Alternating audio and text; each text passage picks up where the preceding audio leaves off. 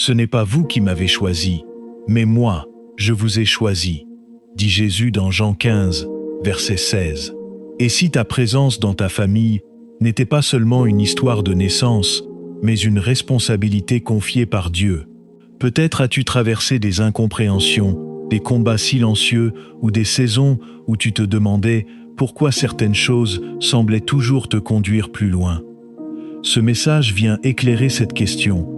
Pourquoi Dieu t'a-t-il placé là, parmi les tiens, avec ce parcours? Le choix de Dieu ne signifie pas une supériorité, mais un appel au service, à la transformation et au témoignage. Si tu cherches cette lumière, aime cette vidéo et abonne-toi à Sentier de la Vérité. Garde cette parole dans ton cœur, écris dans les commentaires. Seigneur, je veux comprendre pourquoi tu m'as placé ici. Reste jusqu'à la fin. Des clés essentielles viendront sceller cette révélation. Dans les Écritures, Dieu appelle personne au milieu des siens pour accomplir une œuvre qui dépasse son intérêt. Il dit à Jérémie, « Avant que je t'eusse formé dans le ventre de ta mère, je te connaissais. » Jérémie 1, verset 5. Joseph fut séparé de sa famille avant de devenir une source de salut pour elle. Genèse 45, verset 5. Jésus rappelle que le serviteur est choisi pour porter du fruit. Jean 15, verset 16.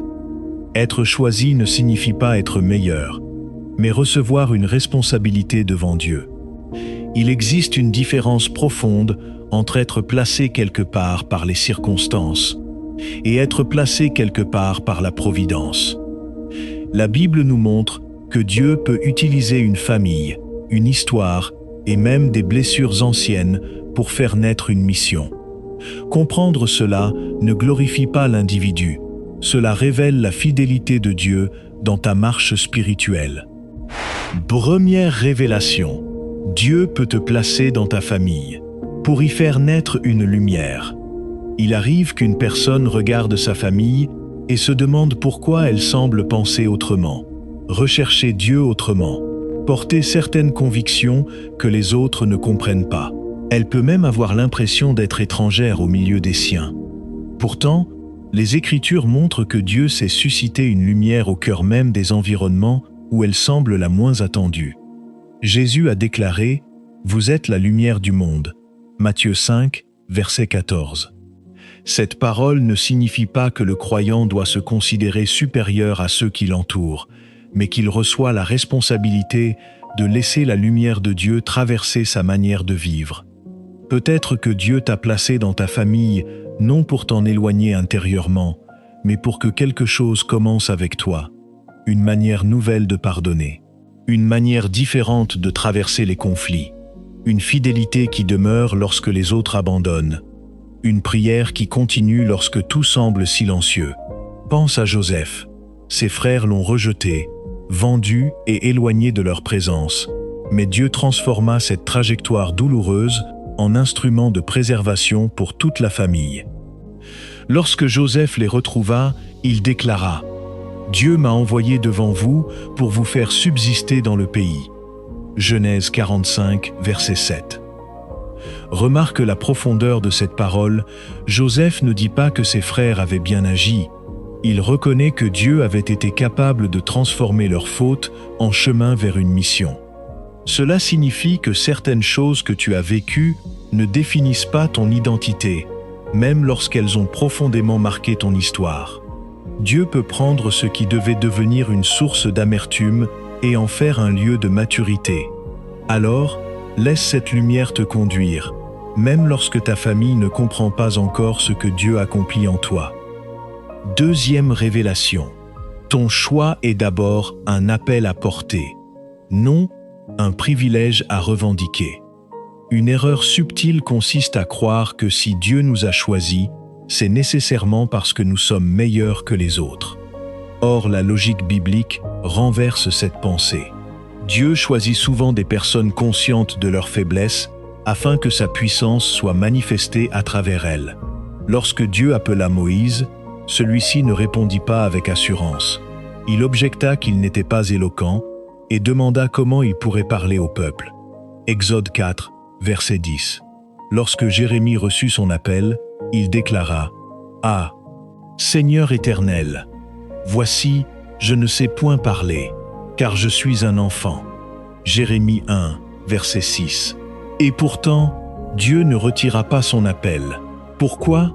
Parce que le choix divin n'est pas une médaille accordée à celui qui serait naturellement supérieur. C'est une mission confiée à celui que Dieu veut former et utiliser. Jésus dit: « Ce n'est pas vous qui m'avez choisi, mais moi, je vous ai choisi et je vous ai établi afin que vous alliez et que vous portiez du fruit. » Jean 15, verset 16. Le mot essentiel ici est fruit. Être choisi doit produire quelque chose qui dépasse notre personne. Si Dieu t'a réellement placé au milieu de ta famille avec une responsabilité spirituelle particulière, cela devrait progressivement se voir dans ton caractère. Davantage de patience, davantage de vérité, davantage de maîtrise de soi, davantage de compassion, davantage de capacité à pardonner. Le véritable signe du choix de Dieu n'est donc pas le sentiment d'être spécial, mais la capacité croissante de devenir utile entre ses mains. Peut-être attends-tu que les membres de ta famille reconnaissent ton appel, alors que Dieu te demande simplement de rester fidèle sans réclamer d'applaudissements. Le fruit apparaît lorsque tu sers sans te comparer. Troisième révélation. Dieu peut commencer avec toi. Une histoire qui dépassera ta propre vie. Il existe des appels dont la portée ne se mesure pas à la durée d'une seule existence. Dieu agit parfois dans une personne afin d'ouvrir un chemin que les générations suivantes emprunteront. Abraham reçut une promesse qui dépassait largement ses intérêts personnels. Toutes les familles de la terre seront bénies en toi. Genèse 12, verset 3. Cette parole révèle une dimension souvent oubliée du choix divin. Dieu peut déposer quelque chose dans une vie pour atteindre plusieurs vies. Peut-être que tu ne verras jamais toutes les conséquences de ton obéissance. Peut-être que les prières que tu fais aujourd'hui produiront leurs fruits dans le cœur de tes enfants, de tes frères, de tes sœurs, ou de personnes que tu ne connais même pas encore. C'est pourquoi certaines saisons semblent disproportionnées. Tu te demandes pourquoi Dieu exige de toi autant de patience. Pourquoi certaines habitudes familiales doivent s'arrêter avec toi? Pourquoi tu ressens la nécessité de rechercher une autre manière de vivre, de parler, d'aimer et de pardonner? Il se peut que Dieu ne travaille pas seulement sur ton présent, il prépare une rupture avec ce qui devait se transmettre, afin qu'une bénédiction puisse également se transmettre. Ézéchiel parle d'une génération qui ne doit pas porter indéfiniment la culpabilité de la précédente, tandis que Paul affirme « Si quelqu'un est en Christ, il est une nouvelle créature ». 2 Corinthiens 5, verset 17. La nouveauté commence quelque part. Une personne décide de ne plus reproduire la colère qu'elle a connue. Une personne choisit de ne plus transmettre la haine. Une personne apprend à parler avec vérité sans détruire. Une personne remet sa maison entre les mains de Dieu. Et ce choix silencieux peut devenir une frontière entre un passé qui se répète et un avenir qui se transforme. Ne méprise donc pas les petits actes d'obéissance. Ce que Dieu commence en toi aujourd'hui peut devenir demain une bénédiction pour ceux qui viendront après toi aussi. Que cette parole demeure dans ton cœur. Je ne suis pas seulement appelé à changer mon histoire, mais à ouvrir un chemin nouveau pour ceux qui viendront après moi. Dieu. 4e révélation. Dieu peut t'avoir placé là, pour briser un cycle spirituel. Il existe des familles où certaines blessures semblent voyager d'une génération à l'autre comme une histoire que personne n'a décidé d'écrire, mais que chacun finit pourtant par répéter. Les mêmes colères, les mêmes divisions, les mêmes rancœurs, les mêmes paroles destructrices, les mêmes échecs relationnels peuvent se reproduire jusqu'au jour où quelqu'un décide de s'arrêter devant Dieu et de dire « Cela ne continuera pas avec moi ». Peut-être que ton choix par Dieu dans ta famille ressemble précisément à cette rupture. Non pas parce que tu serais plus fort naturellement, mais parce que Dieu veut commencer en toi une œuvre différente. Ézéchiel 18, verset 20 affirme « Le Fils ne portera pas l'iniquité de son Père ». Cette parole détruit une croyance dangereuse. tu n'es pas condamné à reproduire tout ce que tu as reçu. Ton passé peut expliquer certaines de tes luttes, mais il ne possède pas le droit de déterminer définitivement ton avenir en Christ. Lorsque Jésus rencontre une personne prisonnière d'une histoire ancienne, il ne lui demande pas de devenir prisonnière de cette histoire. Il lui ouvre un chemin de restauration. Voilà pourquoi ton combat intérieur peut parfois être plus profond que tu ne l'imagines. Il ne s'agit pas seulement de toi. Il s'agit peut-être de ce que tu refuses désormais de transmettre. Lorsque tu apprends à pardonner, tu interromps une chaîne. Lorsque tu choisis la vérité au lieu du mensonge, tu interromps une chaîne. Lorsque tu refuses de rendre le mal pour le mal, tu interromps une chaîne. Lorsque tu élèves tes enfants dans la grâce plutôt que dans la peur, tu interromps une chaîne. Et lorsque tu pries pour ta maison, sans chercher à contrôler ceux qui la composent, tu crées un espace où Dieu peut agir. Ton appel peut donc commencer par une décision silencieuse. Avec moi, quelque chose doit changer. Et cette décision, même invisible aujourd'hui, peut devenir l'une des plus grandes bénédictions de ta famille. 5e révélation. Dieu t'apprend parfois à devenir une présence qui guérit. Certaines personnes sont choisies non seulement pour parler de Dieu, mais pour manifester son caractère dans des endroits où la paix a presque disparu. Leur ministère commence parfois avant toute prédication, simplement par leur manière d'être. Joseph ne sauva pas sa famille uniquement par ses paroles. Sa maturité, sa sagesse et sa capacité à pardonner devinrent elles-mêmes un témoignage vivant de l'œuvre de Dieu. Lorsque ses frères craignirent sa vengeance, Joseph leur répondit : « Vous aviez médité de me faire du mal, Dieu l'a changé en bien. » Genèse 50, verset 20. Quelle profondeur dans cette déclaration! Joseph ne niait pas le mal qu'il avait subi, mais il refusait de permettre à ce mal de devenir la définition de son cœur. C'est peut-être là que Dieu veut te conduire. Tu as peut-être été placé dans ta famille, au milieu de personnes difficiles, blessées ou éloignées de Dieu, non pour les condamner continuellement, mais pour apprendre à aimer sans approuver le mal, à pardonner sans nier la vérité, à poser des limites sans nourrir la haine et à rester ferme sans devenir dur. Jésus dit : « Vous êtes le sel de la terre. » Matthieu 5, verset 13. Le sel ne fait pas de bruit, mais sa présence transforme ce qu'il touche. De la même manière, Dieu peut vouloir faire de ta présence une influence silencieuse. Une personne qui entre dans une pièce et refuse d'alimenter les querelles. Une personne qui sait écouter lorsque tout le monde veut parler.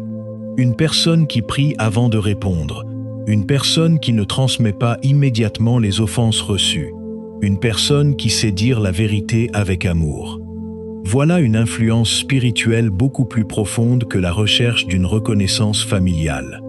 Peut-être que certains ne comprendront jamais pourquoi tu as changé. Peut-être même qu'ils interpréteront ta douceur comme une faiblesse. Mais ne laisse pas leur incompréhension te ramener à ton ancienne manière de vivre. Si Dieu travaille réellement en toi, ton changement n'a pas besoin d'être applaudi pour être authentique. Laisse simplement ton caractère devenir progressivement un témoignage. Car parfois, la première prédication qu'une famille entend n'est pas un sermon, c'est une vie transformée. Et si cette parole rejoint quelque chose de profond en toi, garde-la comme une confession devant Dieu et écris simplement dans les commentaires : « Seigneur, fais de ma vie un nouveau commencement pour ma famille. » 6e révélation. Dieu peut t'avoir choisi pour t'apprendre à porter les autres sans te perdre toi-même. Il faut ici corriger une confusion dangereuse.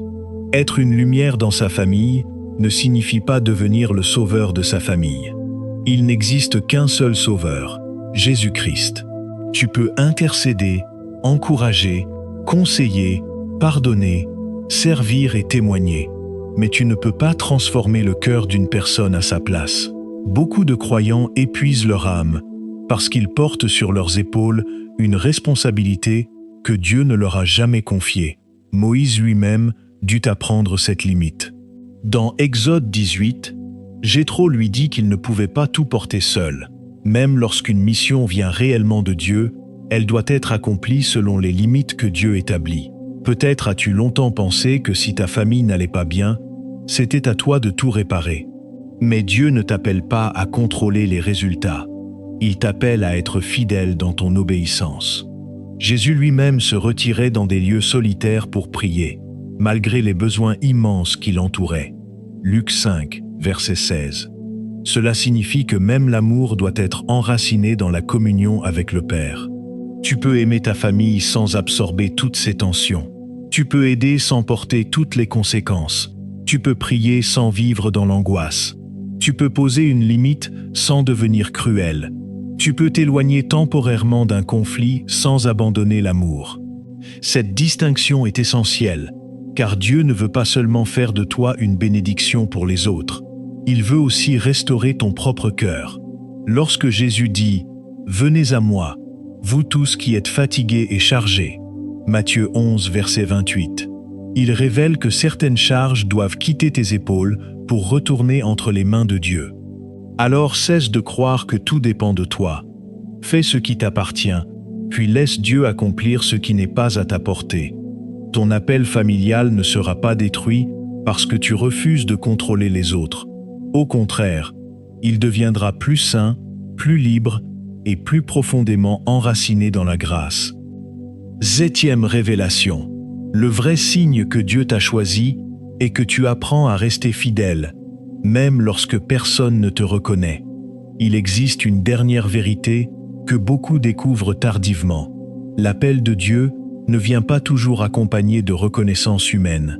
David fut oint alors qu'il était encore oublié derrière les troupeaux de son père. Ses propres frères ne voyaient pas en lui ce que Dieu avait discerné. Pourtant, l'homme regarde à ce qui frappe les yeux, mais l'Éternel regarde au cœur. 1 Samuel 16, verset 7. Voilà pourquoi tu dois être prudent avec le besoin d'être reconnu comme celui que Dieu aurait choisi.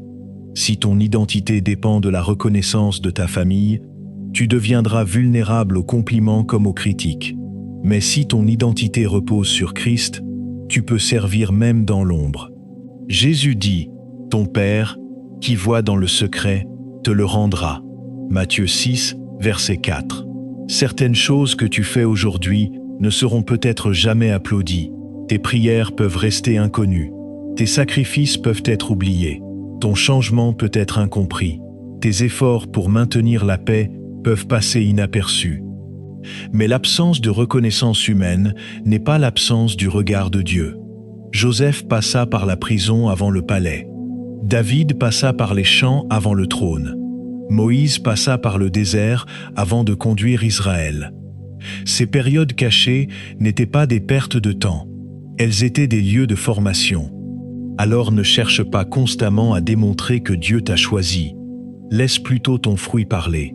Paul écrit « Que chacun examine ses propres œuvres » Galates 6, verset 4. Ton objectif n'est pas de convaincre les autres de ton importance spirituelle, mais de demeurer disponible entre les mains de Dieu. Si tu es réellement appelé à devenir une bénédiction pour ta famille, ta fidélité survivra aux incompréhensions. Elle ne dépendra ni des applaudissements, ni des résultats immédiats. Tu continueras à prier, à grandir, à pardonner, à apprendre et à marcher avec Christ. Et peut-être qu'un jour, longtemps après que tu auras cessé de chercher à être reconnu, quelqu'un découvrira dans ton parcours une trace de la fidélité de Dieu. Alors tu comprendras que Dieu ne t'avait jamais demandé d'être le plus important de ta famille, mais d'être fidèle à l'endroit où il t'avait placé. Après avoir compris pourquoi Dieu peut te placer au milieu de ta famille, avec une responsabilité particulière, il reste maintenant à découvrir comment vivre cette réalité sans tomber dans l'orgueil, l'épuisement ou la confusion. Car une révélation qui ne transforme pas les habitudes demeure seulement une connaissance. Dieu veut maintenant conduire cette vérité dans ton quotidien, afin que ton appel devienne une manière de vivre, de parler, de prier et d'aimer. Première voie de transformation. Consacre chaque jour ta place à Dieu. Si tu veux comprendre pourquoi Dieu t'a placé dans ta famille, commence par cesser de considérer ta position comme un problème à résoudre et apprends à la présenter comme un territoire à consacrer. Chaque matin, avant de te laisser envahir par les tensions, les attentes ou les blessures liées à tes proches, prends quelques instants pour remettre ta maison et ta propre personne entre les mains du Seigneur. La prière de consécration n'est pas une formule magique. C'est un acte intérieur par lequel tu reconnais que tu n'es pas le maître des autres, mais que tu peux offrir à Dieu ta manière de les aimer. David disait « Sonde-moi, ô Dieu, et connais mon cœur. Éprouve-moi et connais mes pensées. » Psaume 139, verset 23. Cette prière demande du courage, parce qu'elle détourne ton regard des défauts des autres, pour le ramener vers ton propre cœur. Lorsque tu commences à prier ainsi, demande au Seigneur de te montrer ce que tu dois abandonner, ce que tu dois apprendre et ce que tu dois transmettre.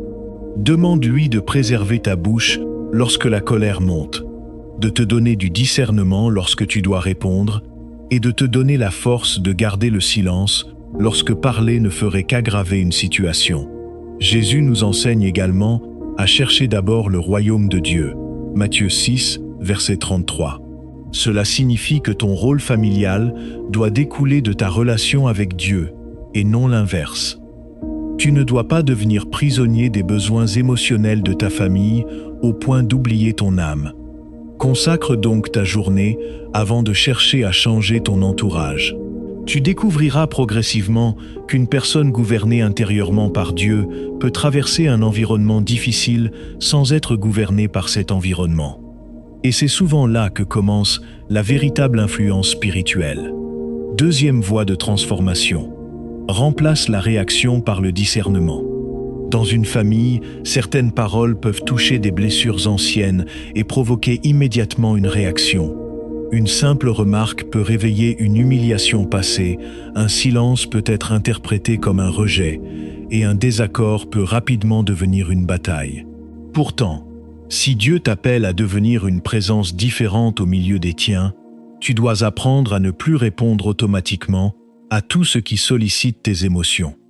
Proverbe 15, verset 1 déclare « Une réponse douce calme la fureur, mais une parole dure excite la colère. » Cette sagesse ne signifie pas qu'il faut toujours se taire ou accepter l'injustice. Elle signifie que ta manière de répondre doit être gouvernée par le discernement plutôt que par l'impulsion. Avant de répondre, demande-toi, est-ce nécessaire? Est-ce vrai? Est-ce le bon moment? Est-ce que mes paroles vont construire ou simplement me permettre de libérer ma colère? Jésus lui-même savait quand parler et quand garder le silence. Devant certaines accusations, il ne répondit pas immédiatement. Matthieu 27, verset 14. Son silence n'était pas une faiblesse, mais une maîtrise parfaite de sa mission. Tu dois apprendre cette maturité. Tout conflit ne mérite pas ton énergie. Toute provocation ne mérite pas une réponse. Toute injustice ne doit pas être combattue par la même violence qui l'a produite.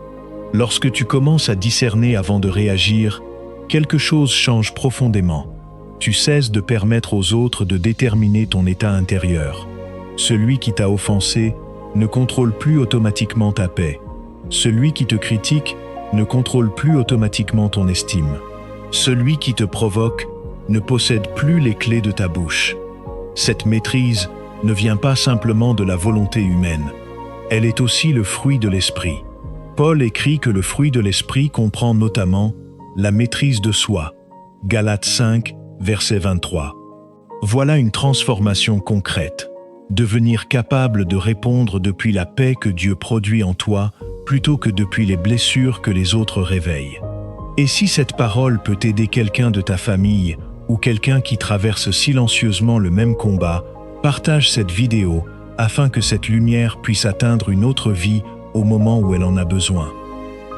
Troisième voie de transformation.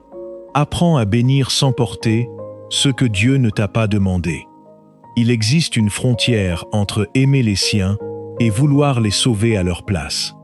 Cette frontière doit être comprise si tu veux vivre sainement l'appel que Dieu peut avoir placé sur ta vie.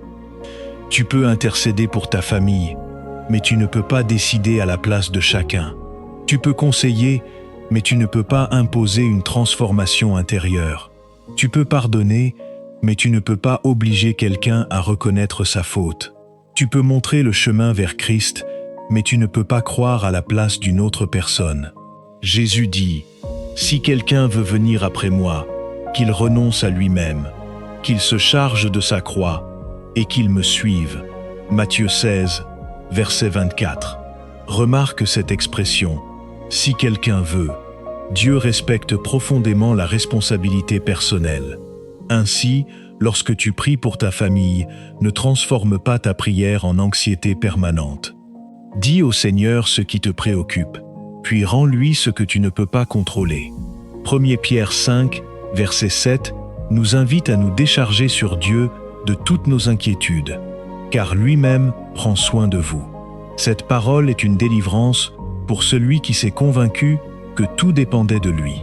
Peut-être dois-tu aujourd'hui déposer devant Dieu le nom d'une personne que tu essayes depuis longtemps de changer.